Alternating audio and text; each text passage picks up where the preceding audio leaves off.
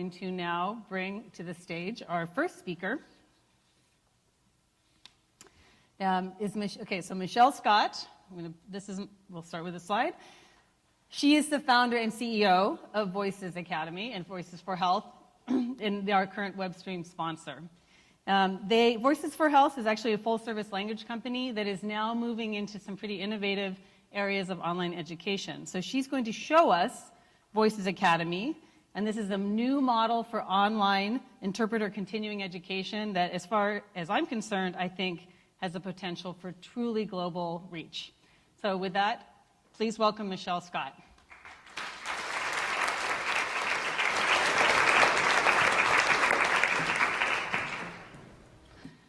Thank you, Catherine. I am so grateful to InterpretAmerica for creating this opportunity, this type of forum for us to talk about these new models and for us to have this type of conversation that's happening. It's so exciting.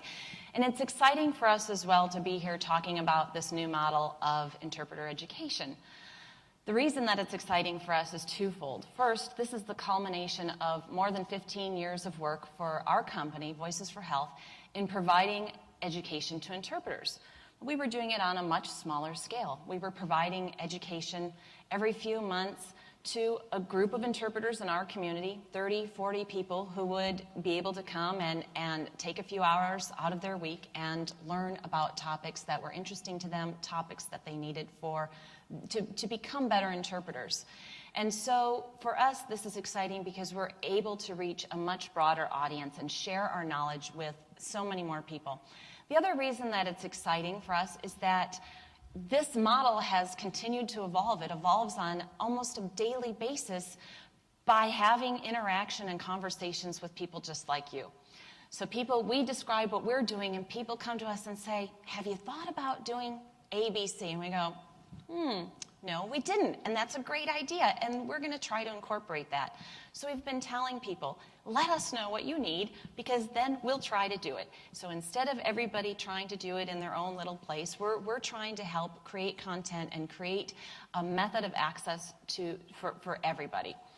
So I want to talk a little bit about who our audience is, who we're trying to reach, the way in which we're trying to do that, and then finally our vision, our sort of our long-term vision for Voices Academy. So who is our audience? Well, our audience is interpreters and actually healthcare providers as well. I'm mainly going to address the interpreting field right now because that's, of course, who we have in the room and globally reaching us. More than 80 people from different countries around the world reaching us with us today, which I think is just so exciting. So when we talk about continuing education for interpreters, we have to make some assumptions. We're assuming that people already have a core foundation of knowledge, of some sort of a knowledge base. And what is that knowledge base with medical interpreters? Well, ideally, they've been in a university setting and they've had an opportunity to get a bachelor's degree or a master's degree in interpreting and translation. The reality is there's not enough programs available for interpreters to go to these institutions. And there's also not enough awareness that this is what might be needed for a professional level interpreter. In the medical interpreting field, we're in this sort of in-between stage of infancy, teenage, adulthood. When you look at how you grade a profession and where we're at in this profession, in some ways we're a very new profession, but in some ways we're very much an adult profession. And so we have to negotiate that through the types of education systems we have. And one of those is this whole idea of the traditional system of education in a university setting and now this continuing education.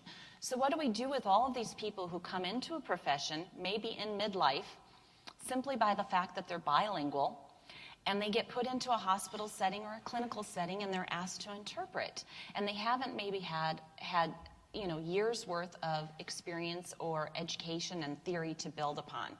So we have to consider these things when we're creating our content and we're thinking about the ways in which we're training people. So what happens if you don't have individuals in this traditional university type setting or a certificate program? Most hospitals and agencies are going with a minimum standard. They want people to have a 20-hour training, a 40-hour training, a 60-hour training, and that covers some core concepts such as the role of a medical interpreter. It covers codes of ethics. It covers standards of practice, perhaps some problem solving, and that's very good. But then where do you go from there? Now, part of the reason that this is important to me is as my background as a registered nurse. I had the opportunity to go through a professional training program before I was thrown into a clinical setting. I had an opportunity to sit in a classroom and to understand a lot of the theory about patient care, about interacting with individuals, about how to interact with different professionals in the field. Then I had to go through hours and hours and months and years of clinical training. I was put in pediatrics for months at a time. I was put in labor and delivery. I was put in emergency room settings. And through that process, healthcare professionals are socialized to the medical field. And again, interpreters don't always have that opportunity. So they're bilingual, they get their language skills assessed, they go through a 40-hour training, and boom, they're in an emergency room interpreting for somebody. And there are so many dynamics going on in that room that they usually are not prepared for. And keeping in mind, too, that we've got people coming from other countries that are used to different healthcare systems. So now they're also coming into a new healthcare system and that they also have not been socialized to. So these are some of the people that we're trying to reach. Now, also, we're looking at people then who speak all different languages. We have to meet the needs of people who are probably our largest consumer base, which would be the Spanish speakers, and we have to meet the needs of people who speak languages of limited diffusion, such as Dinka or Somali. We have to meet the needs of people who are very computer savvy and know how to use Facebook and internet and email, and we have to meet the needs of people who have never touched a mouse before. We're also looking at people who perhaps have been in the field for 20 years and they say, I've been interpreting for 20 years. I don't need to keep learning. I've been doing this. I know how to do this. And to which I go back to the nursing example. So in the mid-1990s in my state where I'm from, in Michigan, we had this same challenge. The State Board of Nursing was saying, you know what, we're going to implement continuing education as a requirement for you to renew your licensure. And so many nurses who had been in the field said, no, we don't want to go back to school. We don't want to take more classes. We don't need this. We don't want to pay more money every year. We don't want to have to go through the hassle. And so there was a lot of resistance from within that nursing profession toward the concept of continuing education. Well, it became a mandate anyway. And currently, 25 credits of continuing education are required every 2 years for nurses to renew their license in the state of Michigan. And every state typically has their number of credits that are required. But what did this do? Well, for one thing, it changed the paradigm, and now 20 years later, it's just an expectation. Everybody knows that this is going to exist. There's no fear about it, and that's something that Catherine was talking about, that fear of change, and that fear of change was there. We're at a point in our profession where we don't necessarily need to look at a fear of change, I don't believe, because it's so new that if we incorporate it now, it's already an expectation. We don't need to go through that resistance phase. So that, to me, is exciting, if we can do this now and get people thinking that they get their core training and then they just have to continue on. And I think that already has become an expectation. So the next phase of this is that we need to make the learning accessible. As I said, we can have a classroom, we can have 30, 40 people in a classroom, and each of you can have your classes. We can have these great conferences where we have people in the room, and that's wonderful, and we get together every few months or every once a year and we have these conversations. But is that enough? Probably not. We want to have more. It's just natural that interpreters are curious. We are curious people. We want to learn. We are learning about language all the time. We're learning about settings. Those of you that are conference interpreters take home manuals and do all these online research and try to learn about the topic that you're interpreting for. So I think by nature we are curious people. So that's an advantage for us.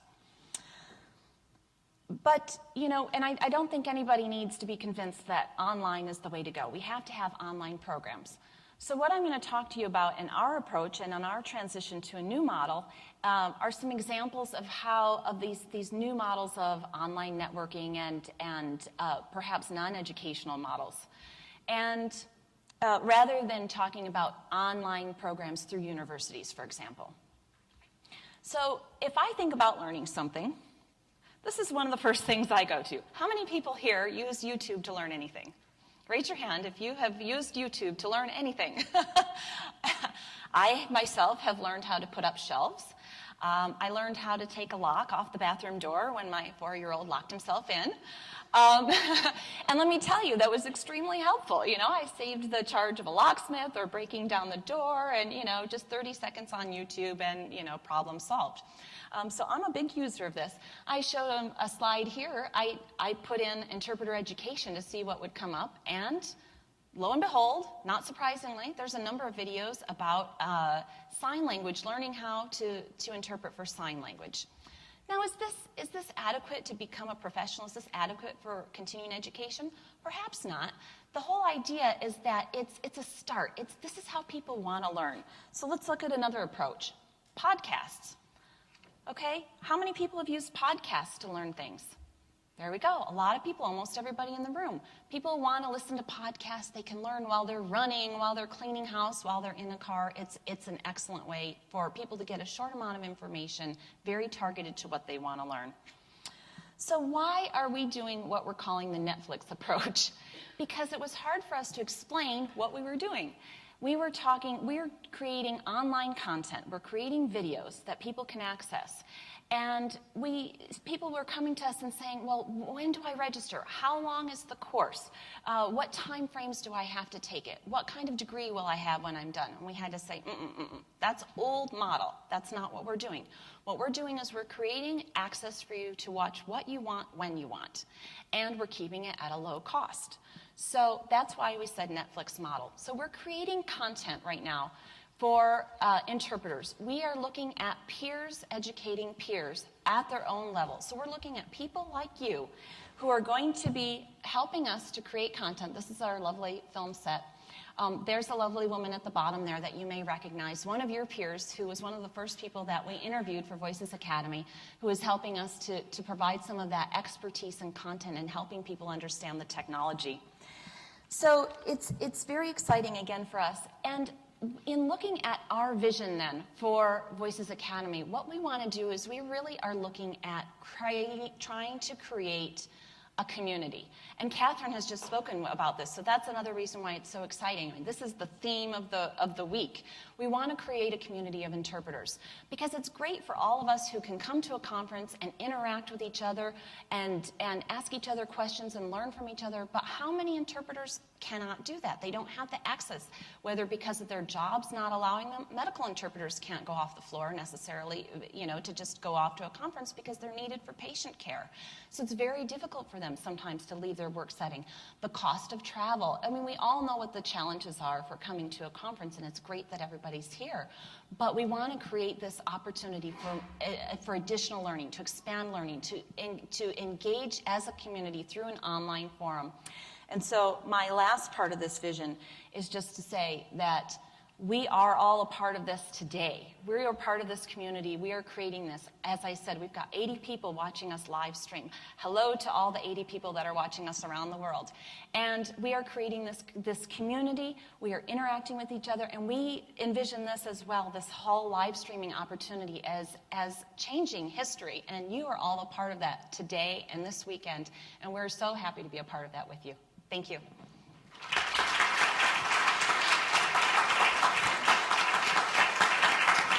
Yeah.